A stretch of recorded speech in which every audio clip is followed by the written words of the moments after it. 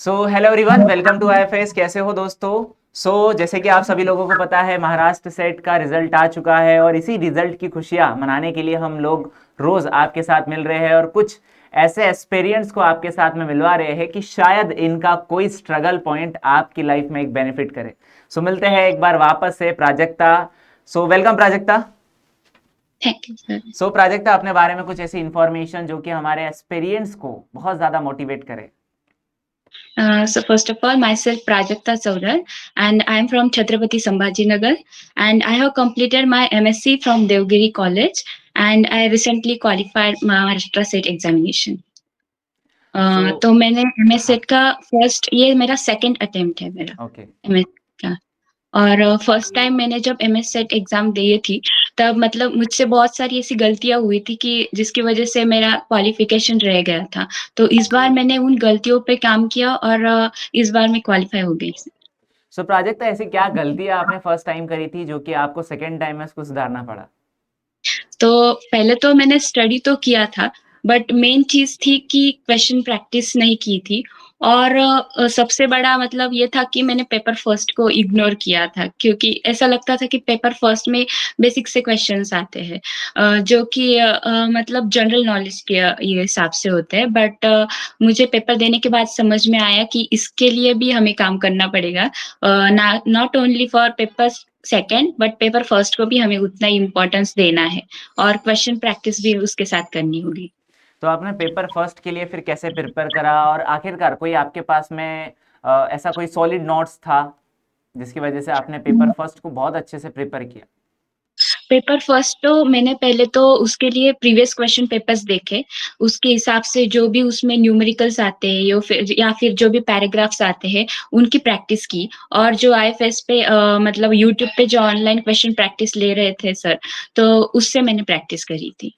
Okay okay, मतलब finally आपने इस एग्जाम को क्रैक कर ही लिया है। वैसे आप यस आईएफएस के किस प्लेटफॉर्म के साथ, जैसे कि अभी तो मुझे पता चल गया कि आपने यूट्यूब से फर्स्ट पेपर के लिए प्रिपेयर किया, बाकी हाँ। सेकंड पेपर के लिए आप आईएफएस के किस प्लेटफॉर्म के साथ कनेक्टेड थी?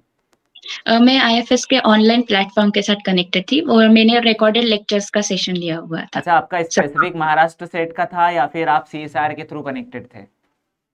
मैं सीएसआर के लिए कनेक्टेड थी। ओके ओके, फिर क्या रहा इस बार सीएसआर का आपका?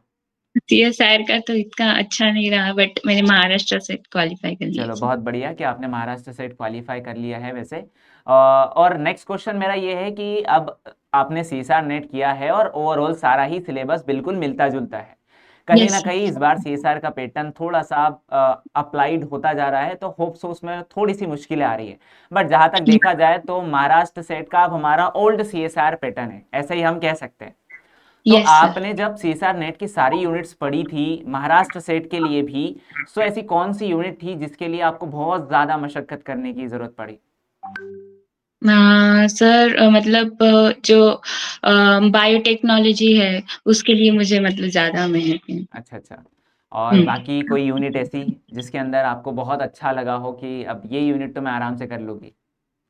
मतलब बॉटनी बेसिस जो है या फिर जूलॉजी बेसिस जो थे यूनिट्स, तो मुझे मतलब वो इजी लगे, बाकी के छोड़ के। Okay okay. प्राजक्ता, आपका मास्टर्स किस सब्जेक्ट से है वैसे? बॉटनी। बॉटनी सब्जेक्ट से, हाँ। तो फिर आपको बॉटनी का कनेक्टेड जरूर होगा। देन नेक्स्ट मेरा ये क्वेश्चन है कि आखिरकार आपका शेड्यूल क्या होता था रिकॉर्डेड कोर्स देखने का, प्रैक्टिस करने का और क्वेश्चन प्रैक्टिस का, बाकी सबका? शेड्यूल मैंने रिकॉर्डेड कोर्स लिया था, बट मैंने ऐसा तय कर लिया था कि मैं सुबह मॉर्निंग में और शाम को तो मैं करूंगी। मतलब ऐसा नहीं जैसे घर पे बैठे तो बहुत सारे डिस्ट्रैक्शंस होते हैं, तो मैंने इन मतलब डिस्ट्रैक्शन से दूर रहकर मतलब मैंने पूरे 6 महीने लगातार स्टडी किया है इसके ऊपर। और उसके बाद जब मैं सेशन एक कंप्लीट करती थी, तो उसके ऊपर प्रैक्टिस क्वेश्चंस भी करती थी। तो इस मतलब सेल्फ मोटिवेटेड होके कर लिया मैंने इसे। कभी कभार ऐसा हुआ होगा कि आपका जो टाइम शेड्यूल है वो कभी ना कभी तो फ्लक्चुएट हुआ ही होगा। फिर आपने यस। उस दिन का जो था वो कैसे नेक्स्ट डे किया? थोड़ा नेक्स्ट टाइम मतलब थोड़ा ओवरलोड हो जाता था, बट मैं ऐसा फिक्स कर देती थी कि मेरा इस हफ्ते में इस वीक में मेरा इतना तो कंप्लीट होना चाहिए, उसके हिसाब से मैं करती थी। चलो, एंड देन नेक्स्ट कि अब आप तो वैसे आपने कहा कि आप रिकॉर्डेड कोर्स के थ्रू थे, सो अगर कभी आपको कोई डाउट होता था तो फिर तो आपका टीचर के साथ कम्युनिकेशन तो डायरेक्ट नहीं था, तो फिर आप अपने डाउट्स को यस, कैसे सॉल्व करते थे फिर? डाउट सॉल्व करते मतलब जब प्रांशु सर कभी कभी उनका भी सेशन रहते थे फ्री यूट्यूब पे, तो मैं मतलब वहाँ अगर कुछ डाउट हो तो वह हम पूछ सकते थे वहां पे, और नहीं तो फिर रिकॉर्डेड लेक्चर्स में ही मतलब बार बार लेक्चर्स देखने पड़ते थे, तो ऐसा कुछ नहीं था कि डाउट क्लियर नहीं हो रहा था, सब कुछ अच्छे से पढ़ा रहे थे तो डाउट्स भी क्लियर हो रहे थे। सो आपने नोट्स कैसे प्रिपेयर करे थे, मतलब आपके रिटर्न नोट्स थे या फिर जो हमारे ऐप के अंदर पीडीएफ मिलता है, आपने पीडीएफ से ही प्रिपेयर किया था? नहीं सर, मैंने पूरा रिटन नोट से किया है, पीडीएफ से कुछ भी नहीं। जो टीचर्स पढ़ा रहे उनके साथ-साथ मैं नोट्स बनाती थी और रिटन नोट से ही मैं प्रैक्टिस भी करती थी उसके साथ। चलो देन यार, मेरा फाइनली आंसर आप क्वेश्चन आपसे कि जैसे आपने कोई लाइब्रेरी लगाई थी या फिर आप रिकॉर्डेड कोर्स को अपने घर पर ही प्रिपेयर करते थे?